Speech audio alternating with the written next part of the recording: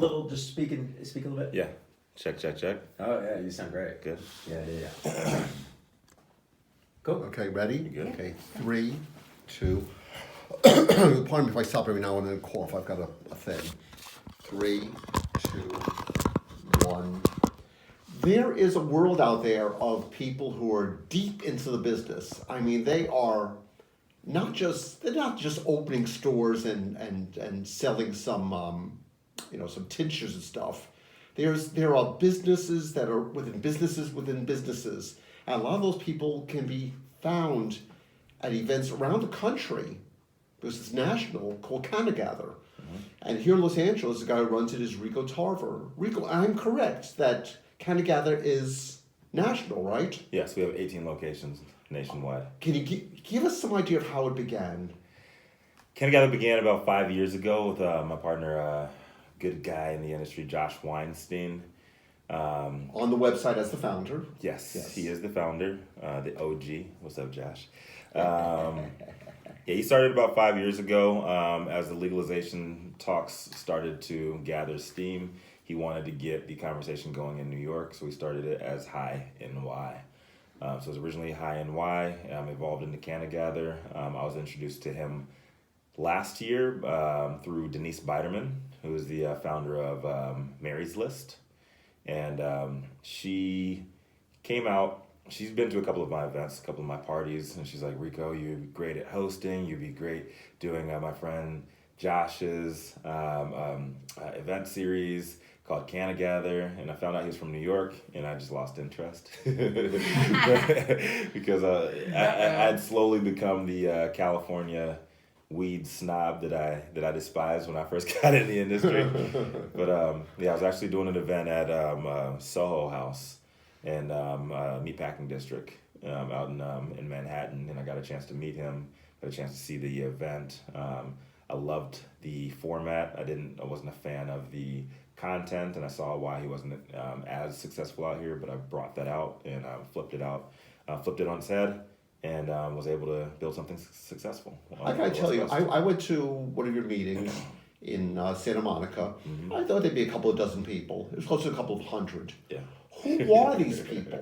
Who was there? I mean, this was... Well, that's how I met Rico. Huge attendance. I had a friend invite me to one of the gatherings a few months ago, and I was so pleased. My friend Josh. Yeah. Not from Ackerman Legal. Uh-huh. And it was a great event. I was actually going to see Al Harrington on your panel. Yeah. And shout out to Al. Yeah, hey Al. And I met Paul Rosen, who was on the panel as well that night. And shout of course, out Paul. The two, and you as well. And so Yes. It's actually been a really amazing group and network of people. Who would you tell people it's targeted towards? Like, who wants to come to these events if they're listening? So CannaGather is targeted at pretty much everybody. Well, my brand at CannaGather especially. I have a unique background through athletics, both amateur and professional. And I was in corporate finance for 10 years, then into the cannabis industry. So I bring people I've gathered people, if you will, from all walks of life and through my journey in life, and I bring them all along with me. So coming out to CannaGather, you would not be out of the norm for you to run into a billionaire investor there. You have who's in jeans and a baseball cap. Yeah, he might be in sweatpants. Yeah. We have big time investors, C-suite executives from some of the largest companies in the industry, owners, operators, social equity applicants, influencers, celebrities, and pro athletes. Pretty much everybody. We just gather them in and bring them into the industry. So whether you're an investor, whether you are an industry vet, whether you're looking to get into the industry, like everybody comes out to CannaGather. And I really target a broad spectrum of hey, look at the pun there. I like a full spectrum of individuals to come out and enjoy themselves, learn about the industry in a different way that nobody's doing in California. And what way would that be? So when I got in the industry on the legal side, I started with a company called Baker Technologies, helped them go public. And you really can't attack California through the traditional means as any other state. So we've had some sort of legalization here in California over the last 23 plus years. So a lot of people have grown up in their silos, they're stuck in their ways, and they're doing things the way they want to do things, and that's just it. Another thing about the California cannabis industry is there's so many events. Like I just came back from the Hall of Flowers. You have the Emerald Cup, Emerald Exchange, the New West Summit, NCIA, CCIA. There's so many different... So many acronyms, your head spins. Yeah. And you know what I do? I call my friend Ophelia and I ask her which ones to go to, just so you Shout know. out Ophelia, yes. So the way I got into the industry, it was my first time ever failing in sales.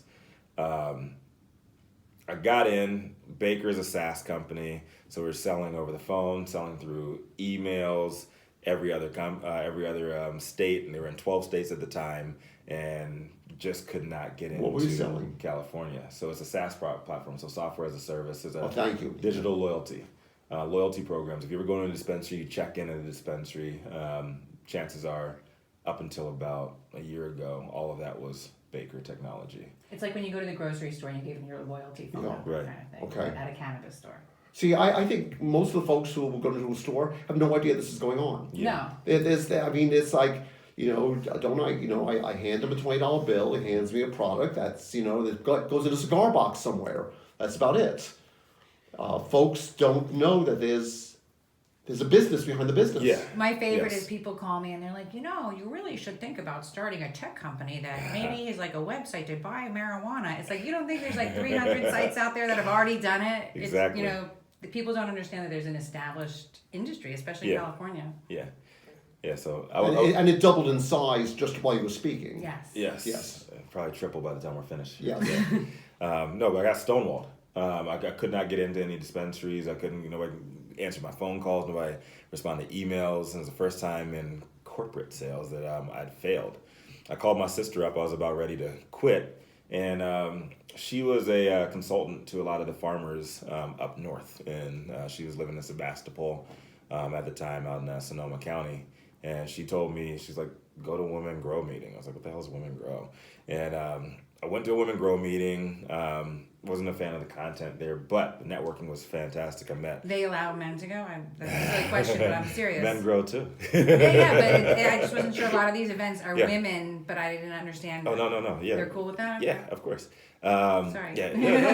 Yeah, went to Women Grow meeting and I met some of the most prominent people that helped shape my career in cannabis. The biggest of which would be Virgil Grant.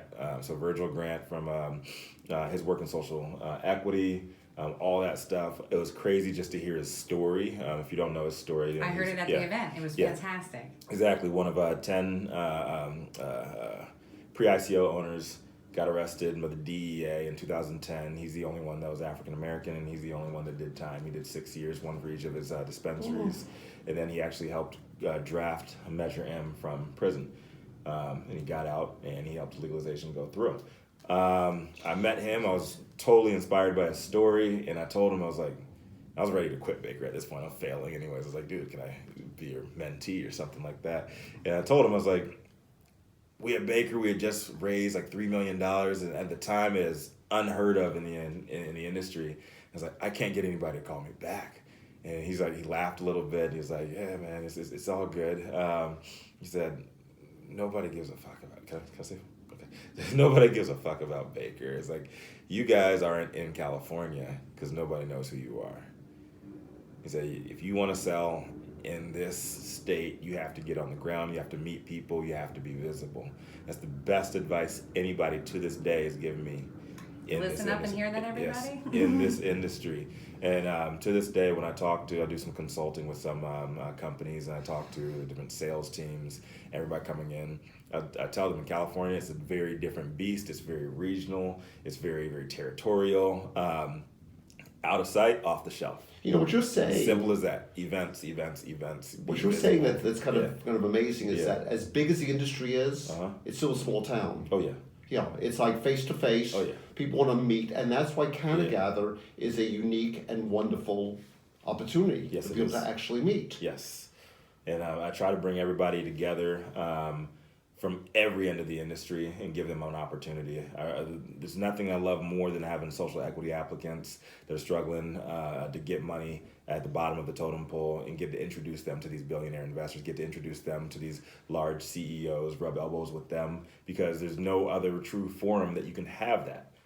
Like there's a lot of these large investor forums that are closed door meetings and stuff. You don't have access for people that are at the bottom that have done the work over decades, and they don't get the opportunities because these people are having closed door meetings without them in mind, without them as a subject matter in that meeting. Well, I think also people go to, there's these, some of the events are huge, like the conferences Yeah. in Vegas or downtown LA. They get washed out. And they go there with the hope of meeting those investors, but so do hundreds of thousands of people. Yes. Your events are much more intimate Exactly. and meaningful. Exactly. Yeah, I mean, consider Appreciate that. that. We have done events in people's houses, you know, for like geriatrics who are interested in healing, you know, in curing pain. Basically, they've given up on Some of your friends. on the leave. Yes, thank you. I got stories. And you know, and the people in the industry have shown up at people's houses and done a presentation. Right. And you go, that's amazing. And they would just drive to somebody's house and speak to, like, you know, a dozen mahjong players, which is exactly what they were doing. Mahjong.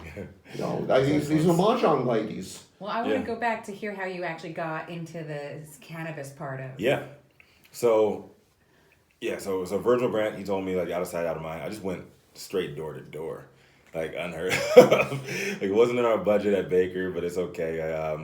I left corporate finance. I sold one of my cars, and so I had a little bit of runway for myself, and I just went out and met people. And I saw event after event. We didn't have a real marketing budget at Baker for me, so what I did was I traded services. So I would do check-in. So shout out to Sam Zaratoshti. That was my first big opportunity working with Blunt Talks. And I did check-in at Blunt Talks. I did check-in at every event at Hitman Cafe. I did check-in like pretty much anybody I could. And I'd export the data afterwards, doing check-in and running digital raffles at all of these events. And I got to meet pretty much everybody that at the high end of the industry, at the low end of the industry. I just started building up my Rolodex. And then I saw what was wrong with all of these events is they're all the same. All of them are the same. And so that's why I built CannaGather out here, totally different than anything else that you'll see in the industry. And that's Also, all right, so if you go to MJ BizCon, New West Summit, CWCBE at the end of this week, you're going to see a lot of panel discussions of people from the top end of the industry.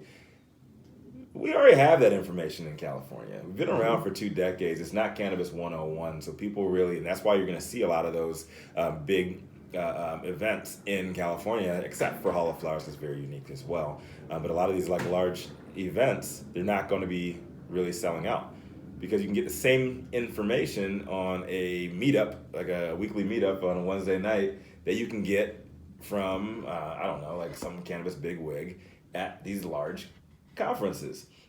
Another thing is they all have boxed or conceived sound bites that they're going to say. So you can hear them say the same thing over and over and over again. You can hear them say the same thing online. You saw this, they said the same thing when they were in New York. They got their party line and yes, what they're pitching. Yes, and it's everywhere. It's the same exact thing. And so that's why you see a lot of these large conferences, especially in California. Not everywhere else, but in California, they're not as well attended anymore because everybody just copies each other and there's no originality anymore. So when I built out CannaGather, I flipped it on its head. It's like no panels. You're never going to see any panels on CannaGather, hopefully. Fingers crossed. Not on mine. No panels because nobody's going to be able to have like, oh, I'm going to say this. I said this over and over and over again. You're never going to have that. It's all exclusive content. I made it into interview session. It's more like a live infomercial. Q&A. Yeah, So, there's okay. Q&A at the end, but it's more of a live infomercial, whereas they're pre-screened questions. I'm not going to give any gotcha questions on there because the high-end keynotes, they do pay to be on stage. They pay for access to my community. We have like 200 to 300 people come out monthly, and I have a lot of investors there, and I do data-targeted audiences as well. So let's say you are a large retail chain CEO. You come in, you're just getting into California, and you're looking for investors, or you're looking for consumers, right? I target market those people to make sure you're getting the best bang for your buck, and I try to get around like 20 to 30% of our attendees that month fall into that silo. So they get the best value out of it. It's professionally wrapped. We help market their company for a month leading up to the event. I have follow-ups with them, usher them into my Rolodex as well. If they're looking to raise money, I connect them with my investor network also. So there's a lot more to what we do than a lot of the other event series out there, and I'm really proud of that.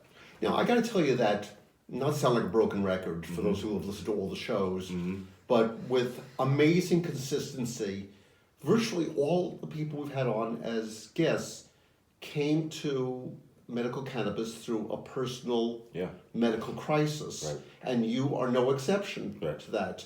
And it wasn't just playing football, and you had some pain, though I'm sure football caused a few pains. Yes. Can you tell us about your battle there? Oh yeah. All right. So trying to get emotional on Friday. Oh, sorry. So I began my cannabis journey back when I was in middle school, right? So Okay.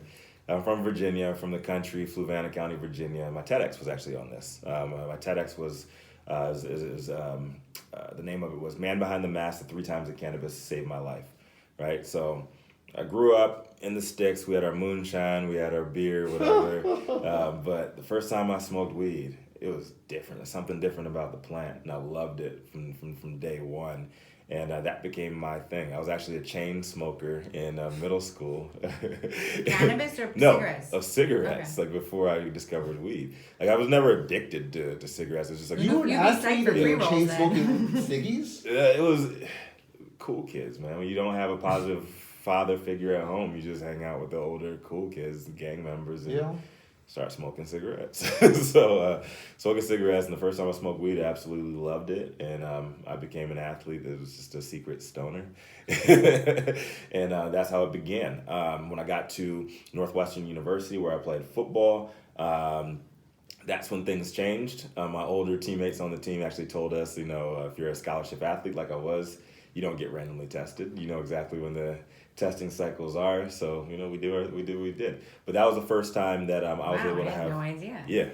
That was the first time that I was able to have, like, growing from up in the South, you just stick to your own.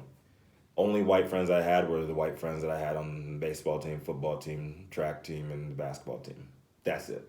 It was just cut and dry. We didn't really see it as racism. We saw it as that's how it is. Went to Chicago, played football in college. I had white friends now because we were smoking together. Whoever had the weed, whoever had that bag, we hop in the cypher. So white friends, Asian friends, Indian friends, my first gay friends, ever. It brings So, people together. yes, it really is. It's a communal drug. So I left college football my senior year. I went to the team doctor, had a sore throat, and she gave me unlimited refills of Vicodin. Oh. Yeah, and so I started partying on Vicodin, right? Wow. 2 beers and 2 Vicodin was a good night. Seriously addictive. Yeah, but I didn't know. But it's a good yeah. time. I didn't know any better, so started partying on it. Then after I graduated, started training for the NFL. Ruptured my Achilles. Vicodin stopped working. Norco. I was depressed because my homeboys were playing in the league, and I was getting fat now. Zoloft. And I couldn't sleep with all these drugs in my body. Ambien. It's like all this stuff in my body, and then about 6 months later, because we didn't have Obamacare at the time, I fell off my parents' insurance and graduated. We were top 10 at the time. We're no longer top 10 university, but graduated. I was outside Wrigley Field selling weed to support my opioid habit. Wow. So that was, it was crazy. So somehow I fell into a cool job. I ended up being MC for backstage passes for Justin Timberlake, Nas. I traveled with a bunch of pop artists in the Northeast, and that was awesome. And then in between tours, I ran into my best friend Greg, who was in corporate finance, and I sold out, went into corporate finance, was in corporate finance 10 years, and then I had a tumor. You're pointing to your throat, so the tumor was in your throat. Yeah. And could you see it? Oh, yeah. Was this like throat cancer tumor? No, it was just a tumor. So my father actually died of non-Hodgkin's lymphoma. I thought I was next, but no, mine was benign, thank God. I think I'm the only one in my family who's had a benign tumor. Everybody else, like had a lot of death in my family. I'm not being cancer. facetious here, but was the non-Hodgkin's connected with Roundup? What's that? You know, 'cause Was you my see- father? you I'm know, not with, sure. with the weed killer, you Yeah. see that ad on TV all the time. Oh my for, god, that would mess with the I know, deal. yeah. I mean, it could be. I don't know. I didn't know my father. That but, weed yeah. killer is supposed to, you know, one of the effects is non-Hodgkin's lymphoma. Yeah, that guy got like a $280 million He got a payout. lot of bucks. Yeah, I saw that. I mean, he had to go through a lot for a lot of bucks, you know. Yeah. But My but mom still. won't let my dad Yeah. use Roundup anymore. Yeah. Yeah, but yeah, that's how I got in. So, I but it already was been an benign. advocate. Yeah, it was benign. Okay. But that was my wake up call. I hated every second of that corporate finance career. It was time for me to get Your out. whole and I did. family had gone through cancer. Not the whole family, but a lot of people in my family Okay, on both enough. sides, my mother's side and my father's side. My mother, my grandmother, she died of pancreatic cancer. My uncle has multiple myeloma. My father, non-Hodgkin's lymphoma. My sister had cervical. There really is a cancer gene. Yeah. It's real. Yeah. Oh, yeah. Wow. Okay. So, So how did medical cannabis help? so I came out here and I made it to up the ranks in corporate finance, and we're doing good. All right, so made up the ranks in corporate finance, and I was a secret addict, and it really wasn't looked down upon because everybody's doing cocaine, everybody's doing drinking heavily in the office, and everybody's popping pills, so it didn't. And the addiction matter. of choice at that point Yeah. was what drug? With me, Yeah. What was it? Sounds like me, whatever it was just available. drinking. Whatever Oh. is in front of you. Like Okay. you drinking heavily and you just popping pills. Like I was still on those pills that I was addicted to. I never lost that addiction. And then I came out here. One of my best buddies from Northwestern, his best friend owned a dispensary. It's the first time I learned about medicinal cannabis ever. I was like, oh yeah, medicinal weed. Yeah, just get blazed up. And he taught me the difference between indica, sativa, and that's the first time I had ever heard of CBD as well. I didn't know the exact science at the time, but about 7 months later, I didn't need those pills. You know, let me tell you. To this day, Yeah. we're still explaining CBD to people. Yeah. You know, it's like, oh, it's weed, isn't it? It's just weed. Yeah. No, it's not just weed. Am I No, going to there's get a whole drug bunch of tested at work and test positive? Yeah. Or CBDs? I got some good Yeah. CBDs I got going. them. You know what? CBD Did I send you a dose. picture of some CBD product just a couple days ago from Whole Foods? Yes. No, from Bristol Farms. Yes, Yeah, it's it on was right sale. at the counter. It was like Are you the serious? impulse item. And- Bristol Farms CBD. Yeah. Bristol Farms was selling an impulse What? item. It was like a CBD cream. And it was $2 At- off. Yeah, it was. They had a But it was at promotion. the Whole counter as Foods? you check out. This Wow. wasn't like buried somewhere back on a shelf. I mean, how mainstream? Yes, we're California. Okay, we're not so surprised here. Right. You know, the way you might be in, I don't know, some lesser state. Yes. Lesser but equal. No, but that's my story how I got in. And when I had my tumor and I found out I was benign, I quit. I took maybe a 3-week leave of absence from work, gathered my thoughts. I went up to Oregon for my best friend's wedding, and halfway through I pulled over, called my regional manager, told him I'm done. Yeah. That's it, 10 years. So I was a branch manager at a pretty prominent financial firm here in Avenue of the Stars.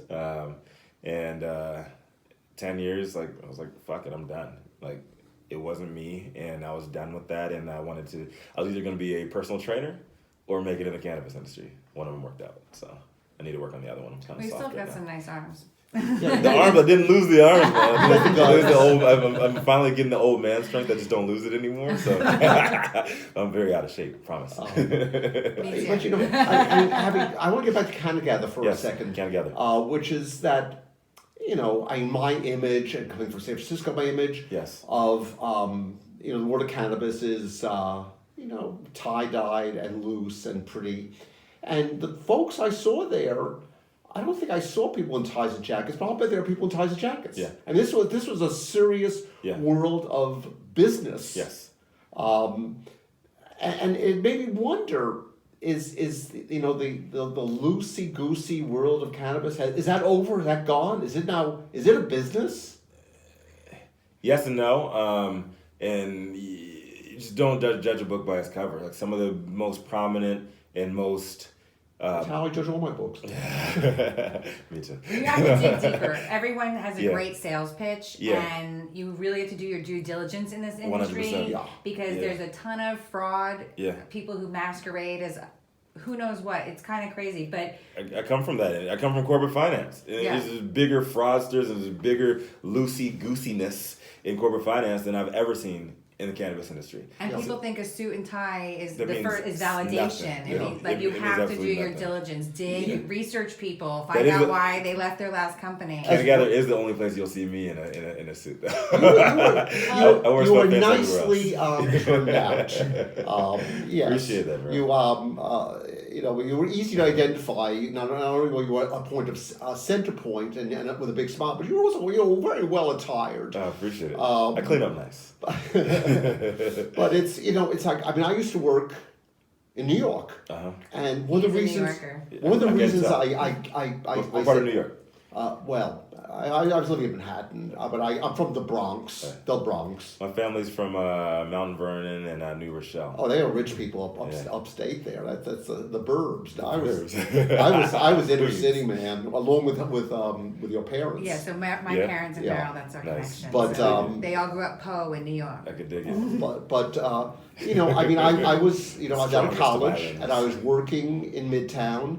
And I was tie and jacket, and you got your time for lunch. You went down to the sandwich place. You stood in line, and you got your tuna salad sandwich. You ate it standing up, in the sandwich place. Yeah. And one day I looked around. I said, "What am I doing? What am I doing? I'm too young. I mean, is this the rest of my life I'm looking at?" It really was like a cartoon. And so I bailed. I went to San Francisco and. For years, I didn't have any ties at all. Isn't it great? I still got friends out here in Los Angeles. They don't have ties. They borrow ties. They have to I go to did something. 10 years of that. My dad wore a sport jacket to McDonald's once. He's so East Coast. He was out here. We were taking my kids to dinner, and I apologize for taking them there. We don't do it anymore. But he's like, "It's cold out. I'm going to put on a sport jacket." I'm like, "You're wearing a sport jacket to McDonald's? Like, come on." At least he wasn't wearing a tie. The thing is, your dad is a dentist, and he doesn't really have to wear a jacket at all. He Right. does to work. Does he really? Yeah, he's snazzy. No it up. kidding. Yeah. No kidding. I can dig So, it. being at the part of the industry that you're at, Yes. which is unique to us because it's really not, a lot of what we deal with is the products. What are you seeing? I mean, where do you see it going? Is the loose, nutty dispensary going to be a thing of the past? And it's going to be like you want your CBD products, you go to CVS and you go to Whole Foods and you go to Bristol Farms. I mean, is it or Bed Bath and Beyond? I mean, Are we getting I'm more a- formal here? I'm a data guy, so I don't really pull any punches when it comes to stuff like that. I think you're going to have a couple niche markets for the dispensary lane. You're going to have some high-end dispensaries, some that are very, very focused. But I really think that everything's going towards delivery. It's going to be going towards Amazon delivery style model. You're going to have really, really nice dispensaries and pockets everywhere. And then all the CBD, all that stuff is going to be over there. We've tried some of that stuff where basically you order on the app and like within 20 minutes, right? Yeah, we Within did. 20 We minutes, did like the a truck shows focus up. group for a Yeah. company. Like that was almost a year ago. You know Yeah. what? Right. I'll be honest. I ordered something recently from a different company, and the way they do it on the app was fascinating. They don't put any brands out there. It's Really? just the names. I was ordering flour, so it just showed What me state the is this? California. It's here. Wow. And so I just picked the strain I wanted. And then I didn't know what it was until I probably could have seen the brand at some point, but to be honest, wasn't that specific, and I wanted it. Came to my door in like 20 minutes. Wow. Interesting. I had to go out. He doesn't come, or she doesn't come to the door. You have to go out to the vehicle. What company is this? Grassdoor.com. Grassdoor? Yeah, Okay. yeah. So it was a great experience. I loved it, and I loved the fact that like it was very brandless. Yeah. It was there was lots of mysteries to different. like it. the Trader They were Joe's like, of how- cannabis. Or there is a company actually called Brandless out there. Have you heard of them? Yeah. I think it'll end up like that, but you're always going to have, like I said, the California cannabis snobs that I've become myself. you don't know the difference until you go to the Emerald Triangle. Right. Just like if you enjoy wine, you don't know the difference until you go to wine country, whether it's up north here or you go out to Bordeaux. You see wine as wine. Cannabis is the same. Like a lot of the new entrepreneurs in the industry, they don't see it any different. They don't know any different until you go up north. You go to we Mendo. need to go on a field trip. Yes, you go to Santa Rosa, you go to Mendo, you go up there. It's different. The weed is different. It's better quality. You have like literally generations of farmers, generations of love being put into that soil down there. It is different. But the farms, they don't have like tasting rooms like in the wine country. Some of them There's do. going to be. Oh yeah. Truly? Yeah. There's Some a of them do. whole Yeah. travel. It's like a sign on the category. road saying, Yeah. free samples. I don't know if it's a sign on the road, but that's where there's a whole travel industry emerging from cannabis. There's cannabis Yes. retreats and Cannaturus. yes. Yeah, tourism is gonna be Yeah. gonna be huge, Yeah. especially in the CBD wellness, especially in the CBD It's like side a of things. wellness spot. As far as like a thing, a funny thing with cannatourism is that you were on it, but you don't remember any place you went. and then you're hungry after. That's why you have food tied to it as well. Rico, you're amazing. The event is CannaGather. Yes. It can be found online, CannaGather.com. In and 18 happens- markets. Can I plug my other event? Oh, Absolutely. please. All right, Dude. so CannaGather is the first Tuesday in LA, and the third Tuesday is every month. First Tuesday every month in LA, third Tuesday every month in Orange County. And it's as in well. 18 cities across the country. Yeah, 18 cities across the country. But my two events coming up, Friday is the Women in Cannabis Dinner that I'm doing with the Riveter, fundraising dinner with Nice. the Riveter. And then on Saturday, Creative Consumption. So I'm working with a bunch of up-and-coming comedians. That's another one of my lanes. Comedians, artists. So we're going to have a wellness faction of that as well. So CBD Lounge. A lot of local brands are going to be out there. A lot of local dispensaries. It's going to be absolutely incredible. So I found, I think we all agree that Next Saturday. that the careful use of some cannabis makes everything seem funnier. Thank you, sir. Thank you Much for coming love. to High on the Thank you so Hog. much. It's been a pleasure. Yes. It's Meryl Schindler. It's Joanna Belson. It's Phil Giangrande. We are having the best old time here. Yes. Thank you, sir. We're doing our own CannaGather right in your yes, we are. right in our studio. Yeah. It's a mini gathering, if you will. It's Schindler. I'll catch you next time. All right. Thank you, sir. Thank you. Oh, that was so great. Thank you so much. absolutely. I'm so glad I met you. Seriously, like you've said absolutely. it. Loved hearing it all. Appreciate it. You got a lot of stuff going on. Next Friday at Yes. 11 also. Yep. Yeah. I Yeah. think actually I think Paul Rosen's coming on. He's Yeah. definitely coming on. I don't know if it's Nice. next Friday. Yeah, But I got him you were chatting yesterday. right through Okay. here. Yeah, you have to And come- you're happy with the space? Oh, Well, that's what's great. funny is, Yeah, so I was real I tell happy. everyone this story. At your event, it was not that, it's the industry anyway, it's a lot of men anyway, and I Yeah. love being like the woman who looks professional, can walk the walk, talk Right. the talk. Right. And so it was just happened to be a lot of men there that Uh-huh. night, and there was a huge line for Paul, and I was like, I'm never gonna meet him that way. Mhm. And I love meeting people like that. Like I love just networking with people. Yeah. And so he had gestured to his wife earlier during his speech. I don't know if you remembered that. Uh-oh. So he was like, "Yeah, Lisa, my wife." Yes, I do remember that. So yes. I was like, beeline to Lisa Yes. at the end. So I befriended her. We talked, and at the end, she's like, "Come meet Paul." And so Oh. the three of us met, you know. Right. And so he was so nice. And then I kept in touch with him since then. Right. So So the and I way met Scott, so who was the, on his team. yeah, the way to a man's heart is through his stomach, but the way to a man's mind is through his wife. Yeah, there you go. But I love I've always worked with so many men, and they always are like, "You're too friendly, you're too nice." I'm like, it's called the nice lady strategy, you know. Like people, I'm like, I'm not hanging You should out write with that them. book. I know. The nice lady strategy. No, Tourism. So I'm actually going to be doing so CBD Sundays, meditation. Have you come to one of those yet? No, I need to. You guys can the come. problem I'll is I'll I have help you. little people around. Okay, well, I need to do it though. so that's my franchise. I've been in 6 locations now, 3 in California. So